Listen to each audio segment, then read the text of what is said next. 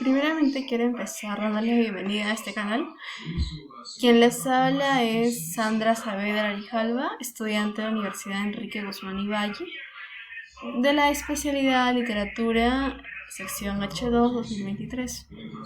El día de hoy, en este video, vamos a hablar sobre el cronista Juan de Betanzos y su crónica Suma y Narración de los Incas. Pero para hablar de Juan de Betanzos tenemos que saber más que nada, hacernos una idea tal vez de su lugar de origen, de dónde es. Existen muchos autores que afirman que Juan de Betanzos viene de cierto lugar, otros que dicen que es de otro lugar. Entonces su lugar de nacimiento no es único, no es exacto.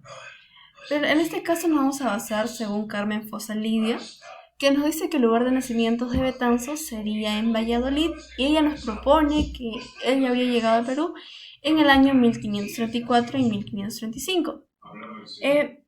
Va a ser, o él fue después de que haya sido un cronista y lo demás, él al principio va a ser un explorador español.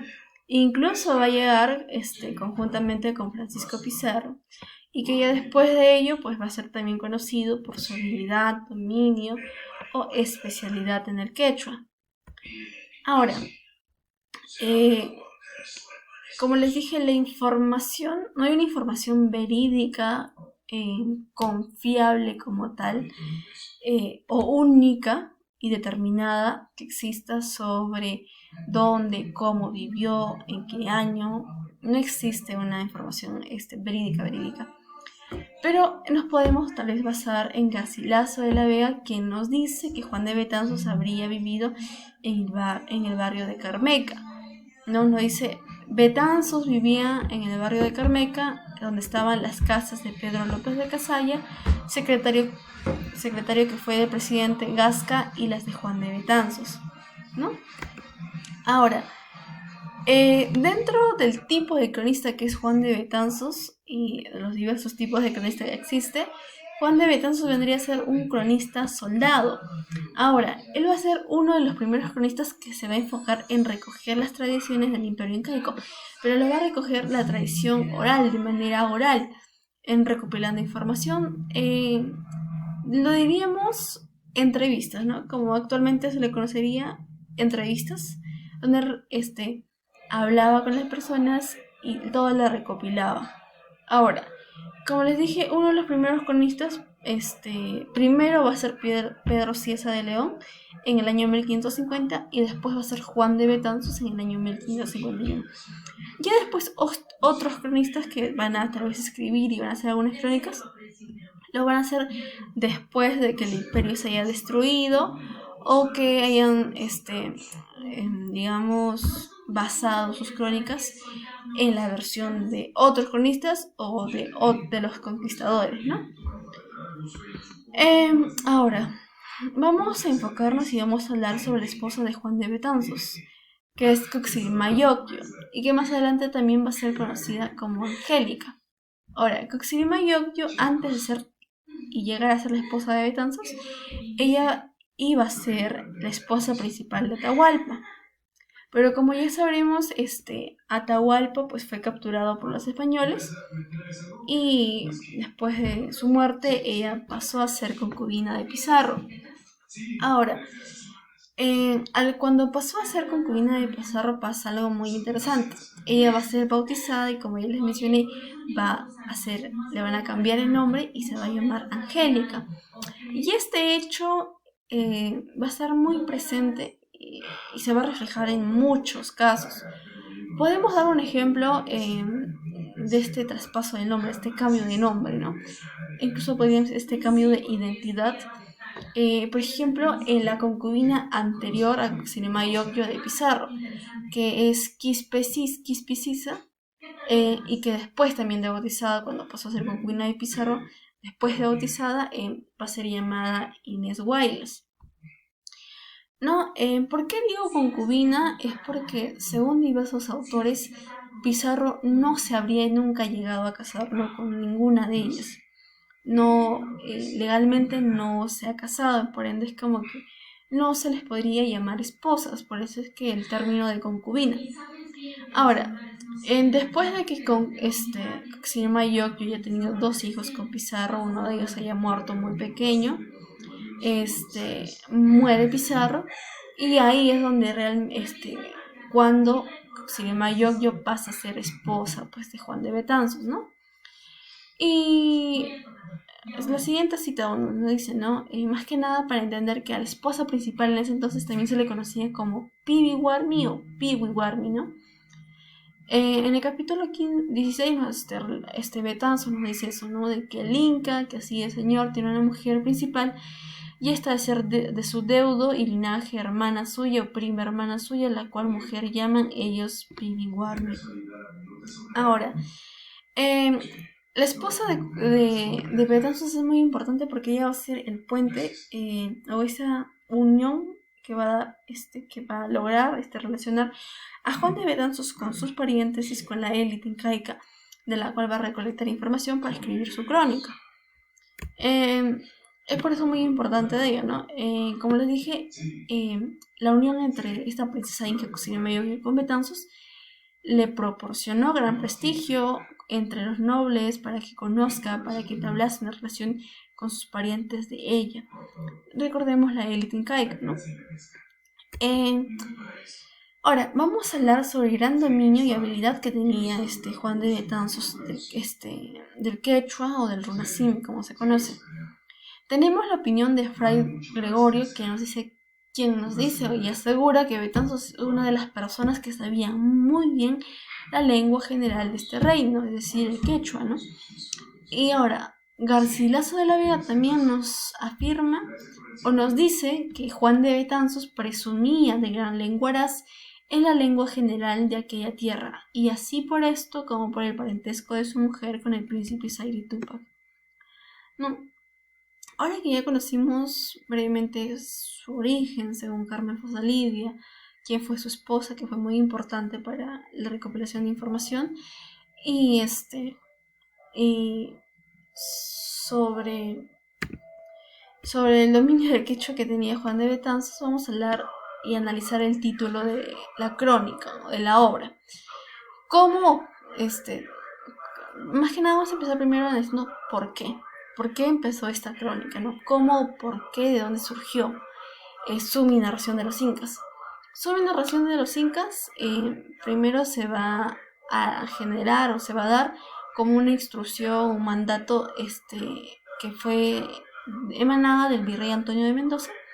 Es entonces que Betanzos va a ser el encargado y se va a dedicar a recopilar toda la información, como había mencionado y lo recuerdo cada rato, ese extenso relato sobre la historia y cultura del Imperio Inca. Ahora, es muy importante que no solamente la recopilación de información sobre los relatos orales que le hayan contado Betanzos. Va a haber ciertas partes en las que Betanzos se va a basar en la información o en la declaración de los Quipucamayos. ¿Por qué? Porque él formó parte de este grupo, y no solamente estaba conformado por él, sino por otros personajes ¿no? que van a tener ciertos roles. Ahora, Betanzos, su rol o su aporte en este documento de la declaración de los Quipucamayos va, y lo recalcan muchos autores, es de que solamente va a ser escribano, como escribano, no más. No va a ser tal vez ni traductor ni intérprete, solo su aporte va a consistir en escribir, no escribano. Y esta declaración pues era de los Quipucamayos, era para el gobernador Cristóbal Vaca de Castro. Ahora, Betanzos va a ser uno de los primeros que va a poder documentar de primera mano, como digo, de los relatos orales, los rituales, la política, el gobierno, la historia y las lenguas de los incas, leyendas también. Ahora, como les dije, es muy importante analizar el título de esta crónica, Suma y Narración. Ahora, Suma se va a referir a la primera hoja, como se logra ver en la parte de acá, porque esta primera hoja, digamos, consiste en una lista de todos los gobernantes del Tahuantinsuyo, que son conocidos como los Capac o Capacuna. Van a haber muchos autores que van a Suma lo van a poner en términos. Por ejemplo, Sebastián nos dice que Suma significa lo que monta diversas partes reducidas a una. Pero para Martín Alonso va a decir agregado de muchas cosas, pero lo que podríamos decir de manera breve es de que suma es el compendio de todos los nombres en una sola lista de todos los gobernantes del Tahuantinsuyo. Suma de todos los nombres de los gobernantes del Tahuantinsuyo. Y que va a la primera hoja. Ahora, narración, si ya tenemos una idea de lo que es, por qué fue suma, y ahora vamos a pasar a narración, entendemos que narrar o narración es decir, escribir, relatar una historia sobre cómo han ocurrido ciertos sucesos, hechos, ¿no? Esto según el diccionario de María Molinar. Entonces, eso sí que, como dice lo mismo, narra, relata, escribe y dice todos los sucesos de los incas, ya sean ceremonias, los gobernantes, acciones, orígenes, leyendas. Entonces, es una narración en todos los capítulos que se abarcan las dos partes de la crónica.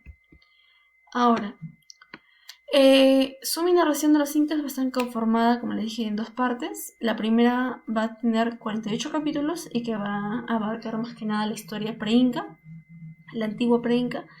Y la segunda parte por 34 capítulos que más que nada se enfoca en los últimos incas, como ya conocemos, Huáscar y Atahualpa, y los que siguieron durante la ocupación española. Ahora, como les dije, hablar o tocar el tema del cual se aborda y se relata en todos los capítulos de su narración de los incas sería muy extenso y no alcanzaría en un solo video. Pero a modo breve, su narración de los incas empieza explicando o hablándonos sobre el dios Contiti-Viracocha o Tixi-Viracocha. Nos habla, ¿no? Sobre la creación del día, la luz, la tierra, las estrellas. Pues nos dice que en ese entonces el Perú era todo oscuro, ¿no? Y Contiti-Viracocha sale de una laguna a castigar a gentes que ya vivían en esa oscuridad, ¿no? Los castiga y después él mismo crea otras personas para que habitasen ciertos lugares, y entonces ahí es donde también surgen las primeras provincias del Perú. ¿No? Por ejemplo, va a crear las personas de piedra, va a decir, fulano de tal, vas a ser de tal lugar, y mengano de tal lugar. Entonces va a crear las personas diciendo, ¿no? Fulano de tal, salid y poblar esta tierra, y en acá extenderás tu descendencia, y así por el estilo, ¿no?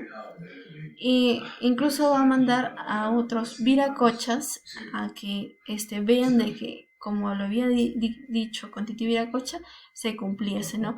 Que las personas creadas saliesen de tal lugar y poblasen ese lugar, y así por el estilo. También se van a abordar temas como, por ejemplo, en los primeros capítulos, después del origen de, más que nada, de la luz, el día, el sol, entre esas cosas. Vamos a hablar también, nos va a hablar sobre los hermanos Sayar, sus 4 esposas. Como estábamos hablando, uno de los relatos que se aborda, pues, en los primeros, más que nada, los primeros capítulos, es sobre los hermanos Sayar, como ya lo había mencionado. Nos hablan, pues, que los hermanos Sayar, conjuntamente con sus esposas, salen de la cueva Pocaritambo, finamente vestidos, con lanas finas, ¿no? Después nos va relatando cómo 3 de los hermanos van a sentir cierta envidia y cierta preocupación por la fuerza y fortaleza que tiene uno de sus hermanos. En pocas palabras, a uno de los hermanos con engaños lo van a encerrar en la cueva de Pocaritambo, donde ellos salieron. El otro se va a convertir en una estatua de piedra, en un ídolo, pues para mantener la comunicación con su padre, el dios Sol. El tercero va a morir y al final el que va a quedar es Manco Cápac o Manco Cápac. A partir de él es donde van a descender los incas, ¿no? Porque dice que Manco Cápac va a tener un hijo, Sinchirroca, y continuamente Sinchirroca va a tener otro hijo, y nos menciona los nombres de todos, pues, los incas, ¿no? Como en la primera hoja que encontramos, es una narración de los incas en la que menciona todo, ¿no? Van a descender uno por uno y así. Igualmente se van a lo largo de las crónica se van a relatar muchas ceremonias, en gran instancia pues surgidas por ideas del Inca Yupanqui. Por ejemplo, una de las ceremonias son las ceremonias de los orejones, donde horadaban a los jóvenes. Y algo muy importante, muy a resaltar y remarcar es que en esas ceremonias se buscaba que los jóvenes no tengan el hábito de la ociosidad. Lo preparaban con diversas prácticas, ya sea atraer desde el cerro, el ichu, la paja, caminar varias horas, solo cargar varios pajones de paja, entre otras prácticas, donde se buscaba de que el joven no sea ocioso, más bien de que no dependa de nadie, de que no sea dependiente de un gobernador, de que sepa trabajar, de que sepa desenvolverse. E incluso lo preparaban para posibles guerras, porque peleaban uno contra otros, y incluso lo dicen, ¿no? Con ondas, con tunas, los preparaban. Pues para esa época, para los incas, era muy mal visto ese hábito y la práctica de la sociedad.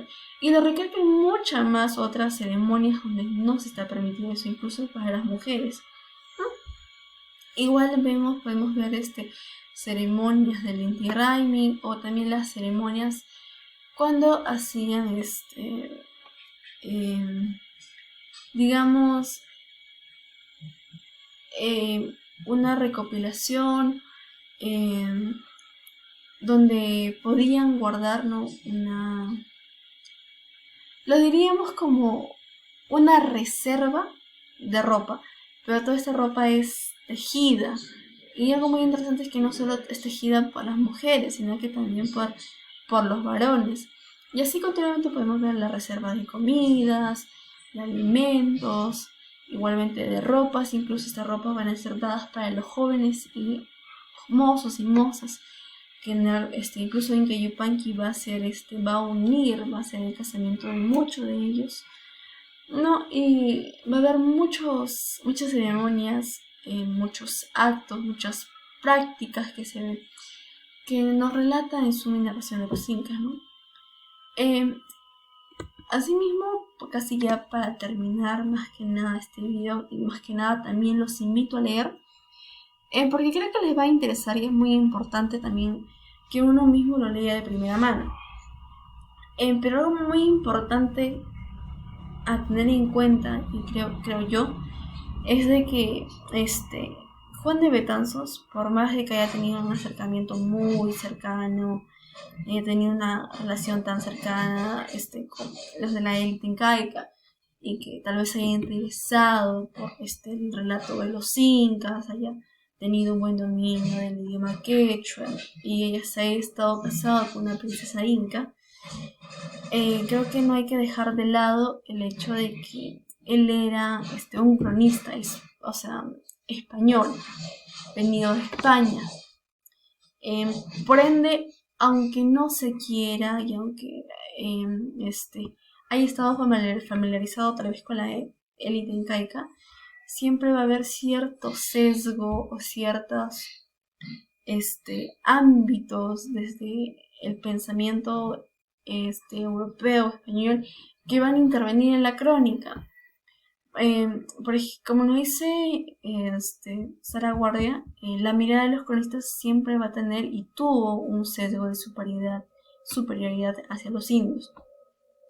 Hay muchos, o hay quienes que consideran que son idólatras, dependientes e infantiles, y es así como la tradición intelectual le negó un lugar a la historia de muchos pueblos colonizados. También hay lo cual asume también un reto para la reconstrucción del pasado, pero netamente como era. ¿Y por qué quiero recalcar en esto de que tal vez hay cierta influencia del pensamiento de Betanzos que influye en esta crónica?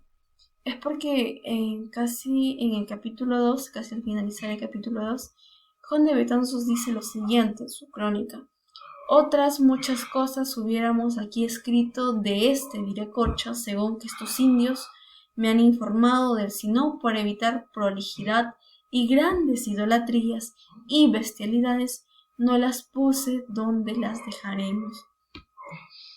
Entonces siempre vamos a ver ese pensamiento tal vez de que, no lo digo en todos los cronistas, pero siempre va a haber ese dilema, ¿no? De que tal vez un cronista, por tener otro pensamiento, va a omitir, va a cambiar o transgiversar algunas que otras cosas, y como lo hace tal vez Betanzos, omite ciertas partes que no conocemos verdaderamente. Cuánta información recogida del relato oral de la élite incaica no sabremos, y cuánta de este relato habrá sido tal vez modificado en ciertas partes, ¿no?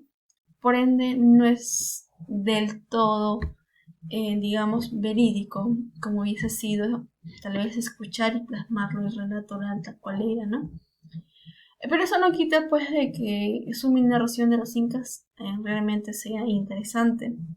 Como les dije, hay muchas prácticas, culturas, leyendas, habla de la política, etc.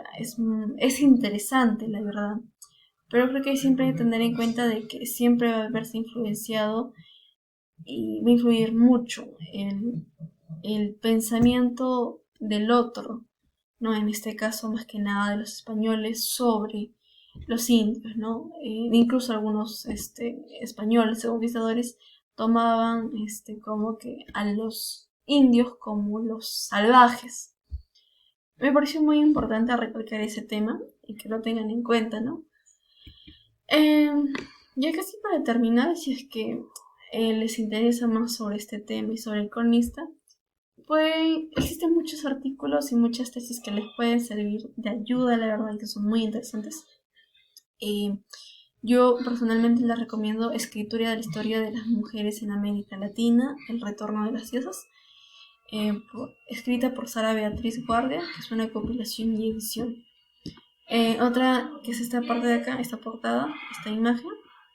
También puedo recomendarles la suma y narración de Betanzos cuando la letra hispana representa la voz quechua.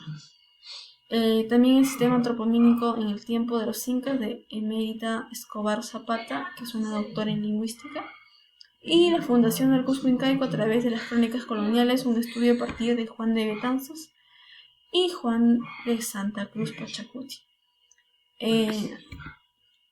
Estas son las referencias en las cuales yo me he basado más que nada este video.